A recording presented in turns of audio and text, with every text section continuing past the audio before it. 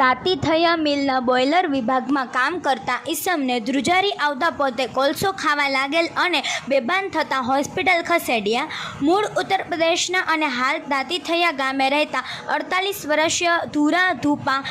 પ્રસાદ તાતીથૈયાની આરોગ્ય trading મિલના boiler વિભાગમાં ફરજ બજાવે છે. તેઓ શુક્રવારે પોતાની ફરજ બજાવી રહ્યા હતા ત્યારે અચાનક તબિયત બગડતા શરીરે ધ્રુજારી આવતા પોતે બોઇલર વિભાગમાં પડેલ કોલસાના ટુકડા ખાવા લાગેલ અને થોડીવારમાં બેભાન થઈ જતા તેને સારવાર માટે ચલથાણની સંજીવની હોસ્પિટલમાં લઈ આવતા બેભાન અવસ્થામાં ICU વોર્ડમાં સારવાર હેઠળ છે, જેની ફરિયાદ મિલમાં કામ કરતા બિંદેશ્વર જાગો પાસવાને કડોદરા પોલીસ મથકે નોંધાવતા જેની આગળની તપાસ કડોદરા પોલીસ મથકના ASI સુરેશભાઈ ચીમનભાઈએ હાથ ધરી છે.